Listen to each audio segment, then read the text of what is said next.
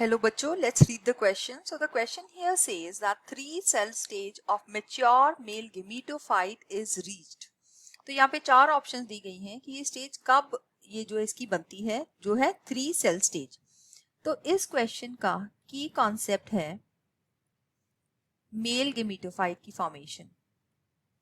सो mail gametophyte, जो mail gametophyte होता है वो होता है पोलन ग्रेन, और पोलन ग्रेन की फॉर्मेशन होती है फ्रॉम माइक्रोस्पोर मदर सेल जो कि स्पोरोजेनस टिश्यू का पार्ट है. So we have sporogenous tissue जिसके अंदर माइक्रोस्पोर मदर सेल्स हैं. ये प्रोसेस ऑफ मियोसिस करेंगे and they will get converted into, they will form pollen grains. 4 pollen grains बनेंगे यहाँ पे इस तरह से 1, 2, 3 एंड 4 जो कि टेट्राहेड्रली अरेंज्ड है.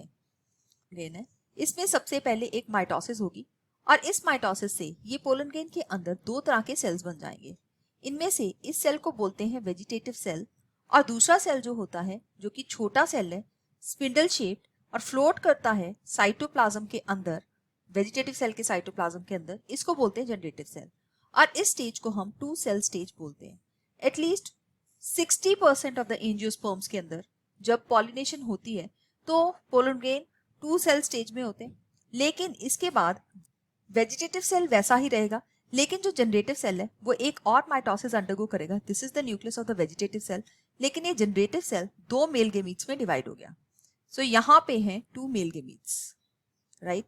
सो ये 2 मेल गेमीट्स है यहाँ पे. तो इस स्टेज को हम बोलेंगे 3 सेल स्टेज, क्योंकि यहाँ पे एक वेजिटेटिव सेल और 2 मेल गेमीट्स है, राइट. सो ये जो 3 सेल स्टेज है 40% ऑफ द केसेस में होता है.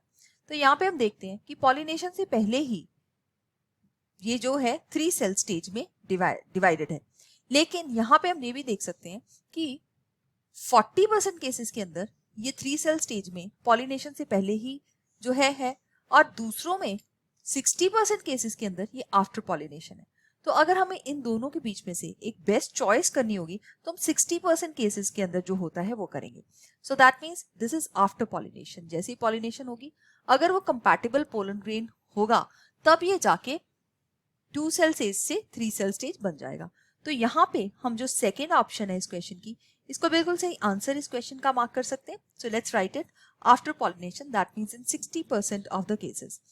लेकिन बाकी जो ऑप्शंस इस क्वेश्चन के अंदर दी गई हैं, हम इनको रॉन्ग आंसर जो है वो मार्क कर सकते हैं. सो ना तो ये बिफोर पॉलिनेशन, ना ही ड्यूरिंग फर्टिलाइजेशन, और ना ही आफ्टर फर्टिलाइजेशन.